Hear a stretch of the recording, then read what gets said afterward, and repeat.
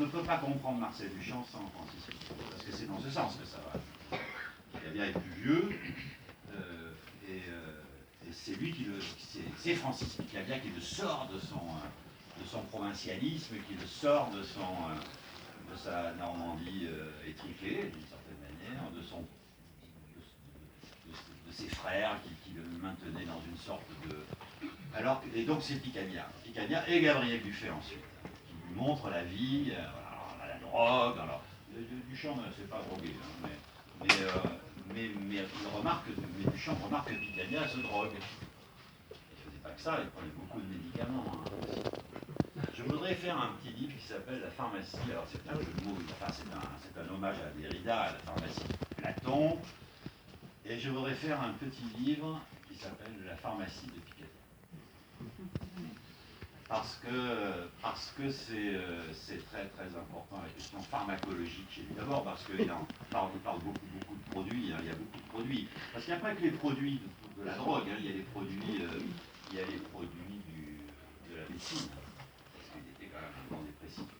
Je n'ai pas employé le mot une fois, non, ça va te faire rigoler, le mot maniaco-dépressif ou bipolaire dans cette biographie. Je tenais absolument pas.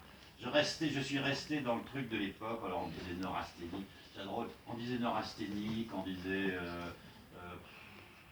on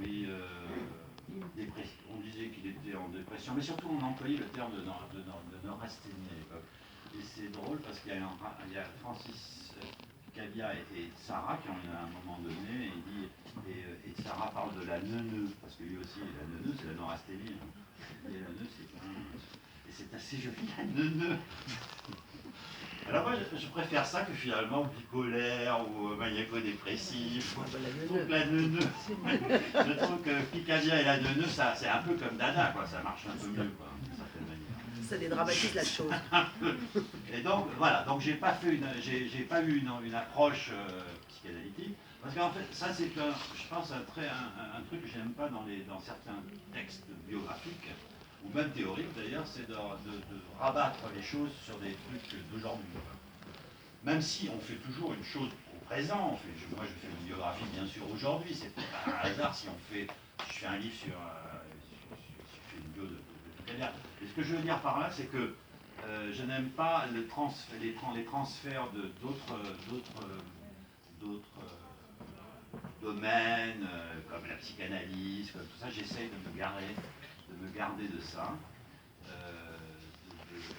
C'est pas des clés qui me. Je trouve qu'on peut faire ça en travaillant. Alors on a de la chance avec Picabia, parce que c'est quelqu'un qui a énormément écrit. C'est parce que c'est ça l'affaire. L'affaire de Picabia, c'est qu'il fallait que je mette en musique. Parce que c'est ça, c'est un problème musical. Il faut que je mette en musique une œuvre visuelle, des tableaux essentiellement, beaucoup de dessins, mais beaucoup de tableaux. Il reste des peintres de bout en bout, et ça c'est ce qui le distingue totalement dans cette les tableaux, les textes qui sont à la fois poétiques et critiques. Il y a une grande œuvre poétique de Picabia et une grande œuvre critique. Beaucoup parlé de l'art et du monde et tout ça. Et puis sa vie. Donc c'est la mise en musique de ces trois éléments. Et ça, c'est pas... Voilà, c'est ça la méthode. Et donc c'est ça suffit, moi je trouve, si on met en musique ces trois choses-là, on n'a pas trop besoin d'aller chercher dans la... Alors on va chercher dans l'histoire, parce que c'est quand même situé, c'est-à-dire, c'est une biographie, il y a quand même un rapport à l'histoire. Donc on va regarder qu'est-ce qui se passait en Espagne, par exemple, dans les années 30, parce que c'est assez important. Ou dans la France des années du début du siècle, avec l'anarchisme, par exemple. Il y a cette fameuse scène où, comme il adorait les voitures, hein, il a eu des voitures très tôt, et que le premier attentat, par exemple, avec une voiture, c'est la bande à Bono. Et donc évidemment, on a souvent arrêté Picabia, on l'a arrêté au moins une fois, parce qu'on pensait que c'était un anarchiste, parce que c'était les anarchistes à l'époque, ils avaient des belles autos. Ce qui est un paradoxe, parce qu'on croit toujours les anarchistes, ils sont un peu mal habillés, tout ça. Non, ils étaient extrêmement bien habillés, ils avaient des très belles autos. Autrement, ils auraient été repérés s'ils étaient... Donc, par exemple, voilà, donc tout ça, ça c'est intéressant d'aller travailler ces questions. Voilà, par exemple, sur la question anarchiste, en Espagne, c'est assez important. Il a fait un tableau quand même très, très étrange qui s'appelle La Révolution espagnole, dont on se demande encore. Enfin, je pense qu'on n'a pas fini d'en faire l'analyse de ce tableau. On voit 3 squelettes en réalité. Enfin, non. Il y a une femme et 2 squelettes. Or, ça s'appelle la Révolution espagnole. Or, personne ne parle de la Révolution espagnole à ce moment-là. Les seuls qui en parlent, c'est les anarchistes. Parce qu'eux, ils veulent faire la révolution. D'autres parlent de guerre civile ou de guerre. Enfin, non, mais la révolution, ceux qui veulent faire la révolution, c'est vrai. Et donc, cette chose-là, et en même temps, il y a une critique, parce qu'il ne faut pas croire que Picabia, c'est un homme, on pourrait dire, il est aussi réactionnaire sur le plan politique. Il ne faut pas non plus. Moi, je n'ai pas caché cet aspect. Hein, je n'ai pas caché cet aspect. Il a fait quand même ce. Alors là, il y a ce fameux discours en 41, le fameux texte sur Pétain. Alors, il n'a pas fait de voyage en Allemagne, j'allais dire en Espagne. Non, c'est Picasso qui l'a vu en Espagne. Mais il n'a pas fait le voyage en Allemagne. Surtout pas, il détestait ça, parce qu'en fait, il était antinationaliste. Il était profondément antinationaliste, anti-guerre, ça c'est très très important. C'est comme Duchamp, hein, là-dessus ils sont pareils, mais antinationaliste absolument. Et donc il ne pouvait pas. Et alors quand on dit que cette période des années 40, vous voyez, les fameux tableaux de charme, quand on dit que ça ressemble, c'est Yves Alain Bois, un célèbre critique que j'aime beaucoup par ailleurs. C'est un célèbre critique d'art qui a dit qui a fait un grand texte terrifiant de Dada à Pétain, justement, et qui, dans une des monographies de Picabia, a dit que c'était de l'art pétainiste, cette période il a des problèmes avec ses yeux quand même. Moi je le connais, il est très bon, mais quand on regarde le tableau, c'est des tableaux qui se cassent la gueule. Hein. C'est tout pourri, quoi. C'est un truc, c'est fait d'après des images de charme, on le sait, trouvé dans des revues de charme. Maintenant on connaît à peu près toutes les photos qui ont servi à faire cette période 39, donc 40, 45. Et quand on regarde cette chose-là, on voit bien que c'est pas du tout de là, c'est pas de l'art pétainiste, ni nazi, ni rien. Jean-Michel, tu le sais, mieux que moi, hein. Quand on les a regardés ensemble, ces tableaux.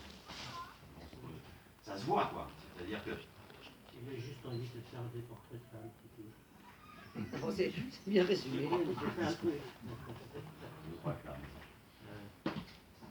Donc voilà, donc il y a cette chose-là, par exemple, donc ça c'est relié à l'histoire, c'est important, il faut parler de. Donc là je me suis appuyé sur la question de la collaboration. Est-ce qu'il a collaboré? Non, je sais qu'il n'a pas collaboré. Qu'il y avait des emmerdements? Oui, mais parce que tout le monde a des emmerdements à ce moment-là.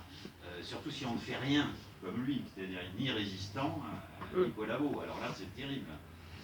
Alors Duchamp a eu cette chance extraordinaire, c'est qu'il était aux États-Unis. Lui, il était totalement aussi, il a passé sa vie à fuir la guerre.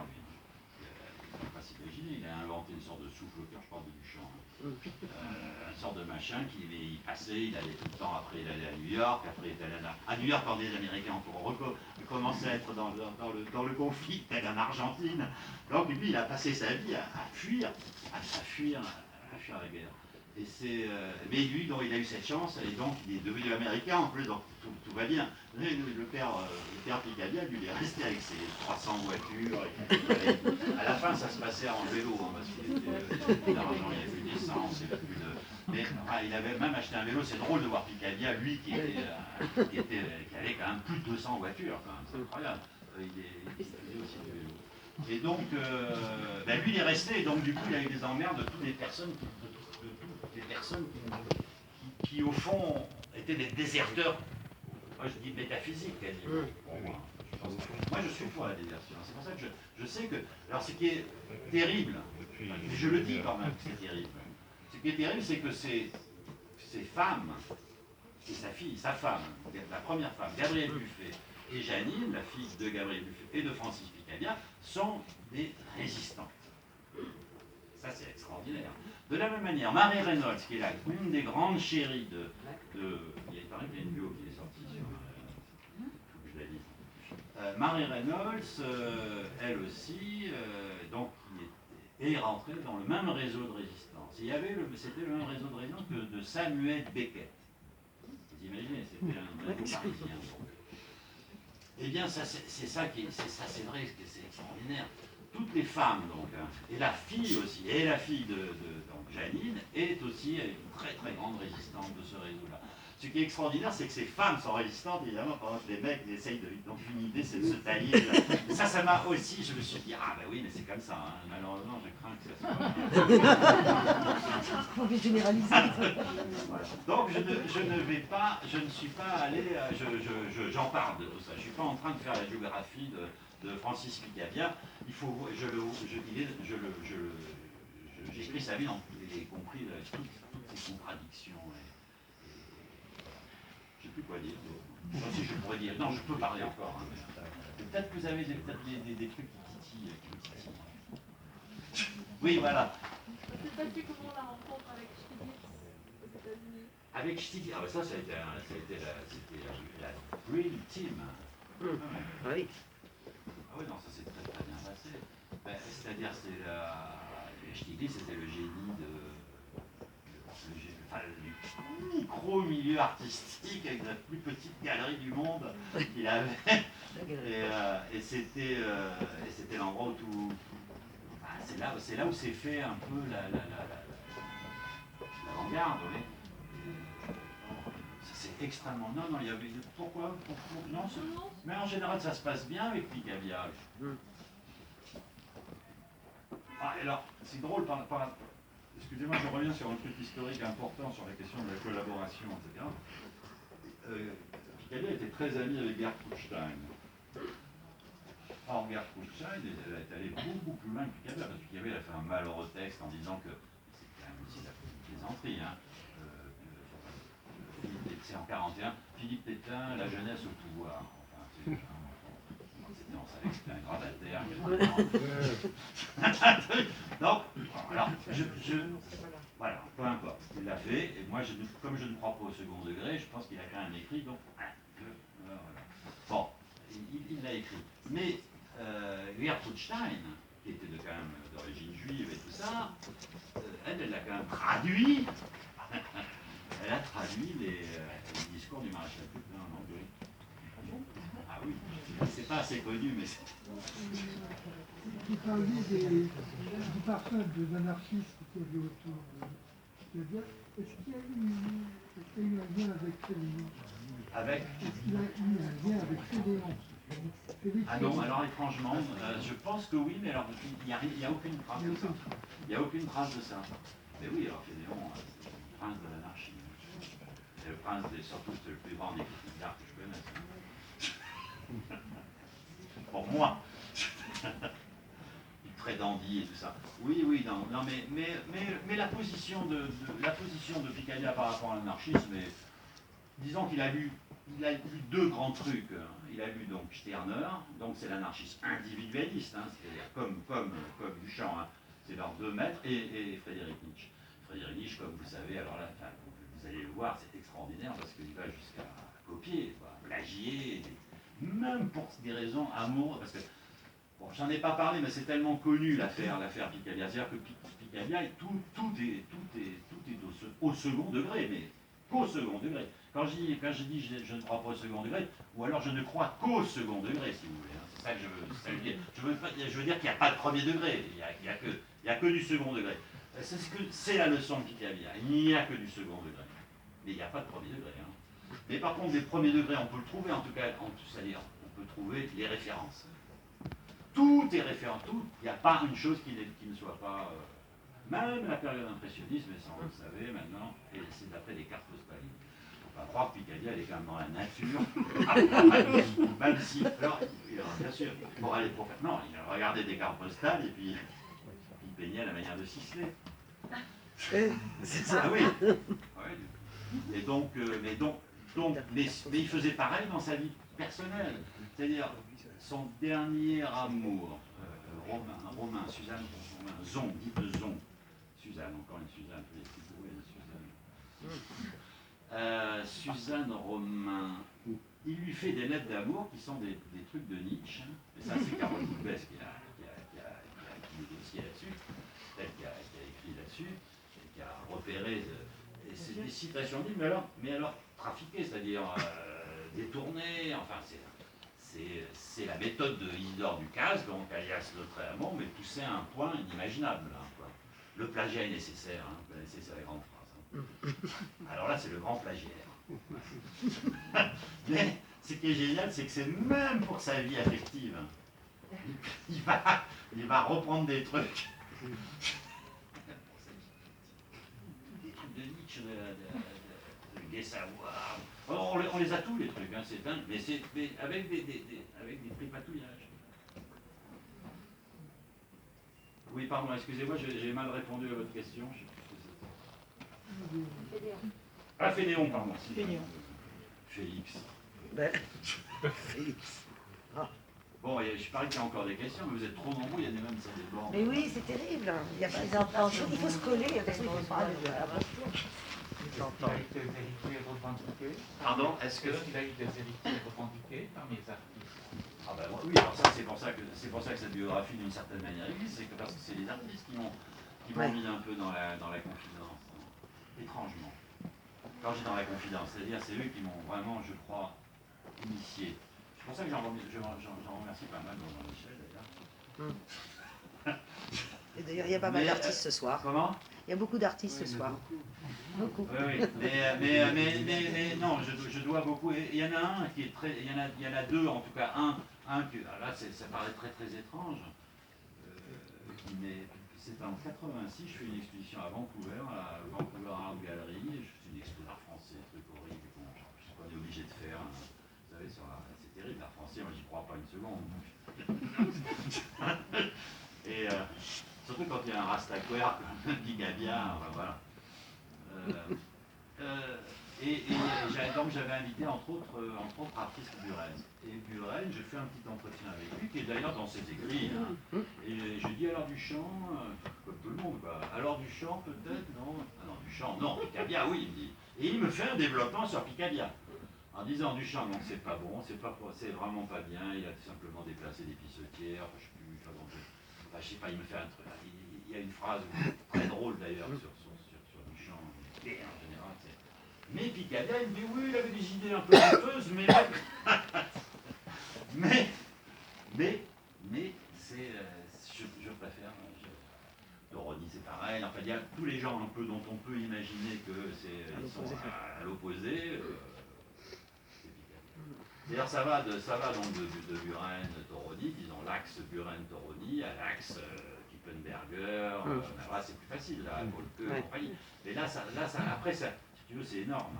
Après, c'est énorme parce que, tu veux, toutes les phases de Picabia, ils ont eu leurs artistes. C'est-à-dire, au début, on n'adorait que la période Dada. Tu sais, on disait que la merde, le reste, etc. Donc après, on a aimé les transparences. Alors là, les transparences, dans les années 80, tous les Américains se sont mis, Eric Fischl, tout le monde s'est mis, Sigmar Polke, tout le monde s'est mis à faire des transparences. Et après, il y a eu la période des points. Alors là, Armleder, enfin tout ça, tu vois, tout le monde s'est... Donc même la dernière partie, voilà, tout est bon maintenant. C'est comme le cochon. Formidable. Mike Kelly, n'en parlons pas. Celui qui a sans doute le mieux parlé, peut-être, l'artiste qui a le mieux parlé de Picabia, c'est Mike Kelly, parce qu'il a dit oui, non, c'est pas un postmoderne, parce que toute l'idée c'est de dire, oui, parce que c'est au second degré, alors c'est un postmoderne. Il dit non, c'est un moderne. C'est un moderne, mais simplement, c'est un moderne parce que le modernisme, ça pose cette question aussi du plagiat, du machin, etc. Et c'est ça le génie sans doute de Picabia. Mais ce n'est pas un postmoderne qui fait des choses, voilà.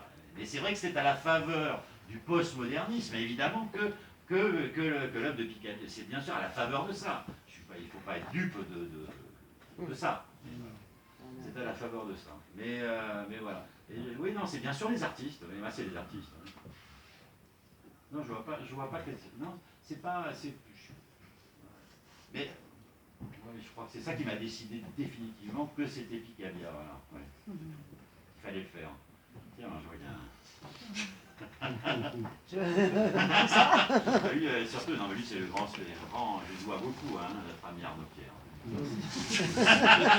Mais je vois, quand même, il faut quand même rendre hommage à tous les gens qui ont quand même travaillé de manière Moi, là, j'arrive après tout le monde, quoi, d'une certaine manière. Mais ça, j'aime assez. Ça, c'est la phrase de Jean-Michel. On arrive toujours après tout le monde. Mais donc, moi, j'arrive après tout le monde, mais c'était pas mal. C'était pas mal. C'était pas mal. Parler justement du... T'étais là quand j'ai parlé de second degré, oui? Oui. Oui, parce que c'est toi, tu as très bien dit, mais ce que j'ai dit, t'as vu, c'est... Mais toi, t'es pas non plus sur le postmodernisme, t'en fais pas le héros du postmodernisme. Ah, pas du tout, moi je pense que justement il y a une espèce de grand malentendu. Et puis surtout toute la génération postmoderne qui a considéré qu'au fond on pouvait faire n'importe quoi avec la peinture, puisqu'il y avait eu Picabia, n'a pas compris le sens du tragique que cela même consistait chez Picabia. Alors là, Cette idée de laisser partir la peinture comme ça en déréliction dans tous les sens. Il n'y avait plus de sens à rien, d'ailleurs. C'était un drame pour Picabia en réalité. Et donc les postmodernes, eux, ont trouvé ça génial. Mais... C'est le drame du modernisme en plus. Oui, tout à fait. C'est ça, mais c'est ça, c'est-à-dire c'est la mélancolie qui est au cœur du modernisme. Il fait partie de cette génération qui a envisagé que la peinture pourrait disparaître, en fait, que l'art pourrait disparaître, remplacé par les machines, par les ingénieurs. Et donc ça a été quand même dramatique, cette prise de conscience, même si elle s'est avérée quand même un petit peu trop poussée. Voilà, l'art est quand même toujours là. Mais voilà, cette génération quand même envisageait ça. Mais donc Arnaud Pierre, c'est vraiment très beau chez Gallimard, c'est de très beaux textes sur l'ensemble de l'œuvre d'ailleurs de Picabia. Donc je m'en suis beaucoup servi. Et puis, sans plagier, Bernard, je pense. Qu'est-ce que tu dis, pardon? Sans le plagier, j'en suis sûr, on a vérifié avec Pascaline. Avec Picabia, on a droit. Non, justement, on est pas. Plagier quelques vieilles idées. C'est ça, bon. Bon, qu'est-ce qu'il y a? Alors, toi, tu voulais me poser la question sur la tauromachie. Mais tu me l'as posée hier. Voilà, je te réponds. Alors, oui, parce que Christian Levanov disait est-ce qu'il a vu des corridas? Moi, je pense qu'il en a vu, mais il n'en a jamais parlé. Alors, ça, c'est extraordinaire. Il a quand même beaucoup écrit, mais il n'a jamais parlé de. Et par contre, alors, bon, sur le plan iconographique, c'est énorme. Bon, on voit bien que c'est d'après des cartes postales. Carte postale ou photographie. Et puis, il y a cette fameuse photographie dans la Maestranza de Séville. Voilà, très tôt, ses voyages en Espagne. Donc, voilà, on peut imaginer que. Hein? Et une autre question. Picabia et le bœuf sur le foie. Ah oui, ça c'est plutôt. Ça c'est plutôt du côté de Marseille, ça. Du côté du champ, la queue, c'est le cas de dire, les incohérents. Hein. La queue de l'âne. Ouais. Mais je pense que. L'œil cricodilate était au bœuf sur le toit. Oui, il y avait. Oui, Quand même, oui, quand même. Voilà. L'œil cricodilate a été présenté, effectivement. Du bœuf sur le toit. Oui, mais bon. Oui, c'est ça. Oui, alors ça, après, c'est magnifique, tout ça, toute cette période est magnifique avec cette. Par rapport avec Picasso, alors on n'en a pas parlé, mais enfin c'est génial. Moi je pense que les deux artistes évidemment qui s'affrontent à ce moment-là et en même temps qui s'aiment, enfin surtout du côté de Picabia, je sais pas, Picasso, il n'en parle jamais, il n'en parle pas du tout. Mais c'est drôle, c'est assez drôle le frottement qu'il y a sur la Côte d'Azur. Il y a un petit chapitre que j'ai appelé comme ça, que ça m'a plu de le faire comme ça. C'est Picabia et Picasso on the beach. Ça c'était vraiment, c'était sur la plage. Sur la plage, et ça on les voit tout le temps. Ils se ressemblent beaucoup. Gertrude Stein, il est mis vraiment en relation. Ils ont la même taille. C'est des costauds comme ça. Ils adorent se mettre en maillot de bain. Mais alors le problème c'est que Picasso ne conduisait pas. Voilà. Ceci dit, alors bon, techniquement, ce qui est génial, c'est que la période des monstres, là il y a un truc où c'est possible que Picasso ait bien regardé Picabia. Voilà. Maintenant, les experts commencent à dire que... Un peu de Ripollin, par exemple. Voilà.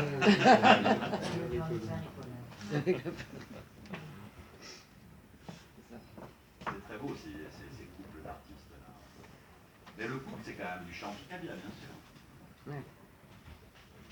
Termine par le télégramme magnifique, à bientôt Marcel. À bientôt Marcel. Non, cher Francis. Signé Marcel, bientôt. Ah oui, Francis. si. Je trouve que c'est vraiment, voilà, c'est le couple, oui, et pourtant ils n'ont rien à voir, c'est ça qui est... C'est ces deux mondes qui n'ont rien. Ceci dit, alors, des gens diraient, la mélancolie, il y a aussi une mélancolie moderniste chez Duchamp, évidemment. C'est un rapport, hein? C'est deux branleurs, les deux. Mais Duchamp, il branle vraiment rien, mais... Hein, Picabia, il parle un peu. Copie des cartes. Ça se voit moins. Oui.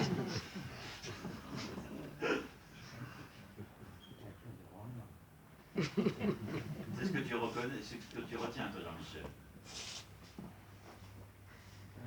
Oui. Oui. Quand tu sais. Là, je vais choquer des gens. Mais Vas-y, choque. tu sais pas quoi faire, ça donne Picabia. Mais c'est bon. C'est peut-être ça qui est bon, justement, c'est de pas savoir quoi faire. Les gens qui savent quoi faire, parfois, ils sont dangereux, hein, certains. C'est pour ça que c'est peut-être un grand. Pardon. Oui. De la vraie modernité. Peut-être. La modernité, c'est l'arrivée des branleurs. Mais oui. Le fameux droit à la paresse, hein, moi je reviens toujours à ça. Hein. On l'aime Non, beaucoup. c'est la clé, hein. C'est la clé. On est d'accord. Relisez-le tous.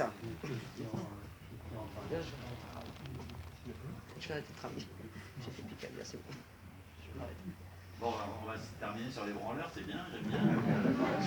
Ça ne dérange pas du tout. Rastaquouère. Vous voulez pas savoir ce que c'est, Rastaquouère? Si, mais Donc c'était j'ai un peu révisé parce que c'était je le me genre de... posé la question. J'ai écrit, mais après on oublie. C'est vrai, c'est vrai. C'est vrai. Et alors, Rastaquouère, au début, c'est un homme qui vient d'Amérique du Sud et qui est un peu douteux et qui fait des affaires, quoi, des affaires douteuses. Rastaquouère. Mais c'est devenu avec le temps vraiment le mot, le qualificatif donné aux étrangers, à tous les étrangers, au fond, et particulièrement tout ce qui était oriental, libano, machin et compagnie. Et ça j'ai vérifié les placements de ce terme, etc. Et ce qui est joli, évidemment, c'est l'affaire Gainsbourg, quoi. Oh, les slash là. Auquel je rends un Derrick. hommage important, parce qu'il a quand même chanté une chanson, Fuir le bonheur de peur, c'est Jane Birkin, je crois, qui chante, ou Adjani, je ne sais plus. C'est Birkin, une chanson de Gainsbourg, qui est un poème de Francis Picabia. Mais c'est génial, Fuir le bonheur de peur qui ne se sauve. Ouais. Alors ça c'est la clé, hein, quand même. C'est la clé. Voilà, et donc Rasta, et toute la période Rasta de Gainsbourg est totalement reliée à Picabia, c'était son peintre favori, etc. Voilà. Et donc voilà, il fallait que je rende hommage à Serge Gainsbourg. Et Aragon. Ah bah j'adore. Alors moi je détestais Aragon. Et maintenant, grâce à Francis Picabia, je trouve que c'est extraordinaire. Et c'est extraordinaire, et donc évidemment c'est un peintre, c'est des figures d'Aurélien, Péraga, c'est le fameux Péraga, mais c'est Picabia, et il y a des beaux textes aussi sur Zamora. Il est là, hein. Zamora, bien sûr. Zamora. Et puis surtout, il y a le Paysan de Paris, qui est quand même un chef-d'œuvre sur la constitution du modernisme, et le Café Certa, qui est quand même un endroit où tout le monde se retrouvait. Aragon, oui, Aragon, je trouve que c'est mieux qu'André Breton, mais bon. Je le dis, hein, c'est ma provocation d'aujourd'hui. C'est juste. Comment il le décrit, Zamora, alors? Ah bah, il décrit comme un Rastaquouère. C'est-à-dire un faiseur, un mec. Voilà. Oui, il est pas sans- Un branleur, un branleur. il est pas sans- Le portrait de Mérine. C'est un double portrait de Ah oui, Mérine. c'est ça. C'est beau, hein, ce passage. Hein. Et Aragon, toi, tu aimes aussi? C'était 1000 fois mieux que j'aime pas avec toi que on le voit dans la correspondance des deux. Là. Il y en a un des deux qui fait la bombe atomique juste sur un livre, c'est Aragon, et on pense tous que c'est breton. Ouais, Ouais, ça, c'est important. Ouais. Non, moi, ça avait été ma découverte. J'avais déjà découvert un peu l'importance théorique d'Aragon dans mon livre sur Ducasse, Hildor Ducasse, le frère. Parce que le meilleur texte sur... le meilleur, c'est pas Blanchot, hein, le meilleur texte sur tout le monde pense que c'est Blanchot. Non, c'est Aragon. C'est Aragon le meilleur texte sur l'autre amant.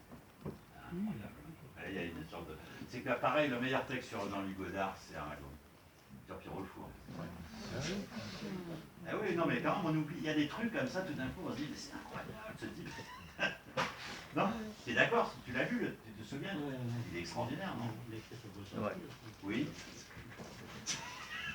Et ça, c'était sur le côté petit garçon de Christian Boltanski qui disait toujours, c'est mon côté petit garçon qui a aimé Aragon. Des jolis petits garçons. Ah, le A. Il y a même aussi. Oh là là, mais c'est monstrueux cette histoire-là. Bon, alors je sais pas quoi faire. Il faut arrêter parce qu'il y a trop de. Maintenant, il faut foutre tout le monde dehors. Je sais pas. Tout le monde a acheté un livre en plus.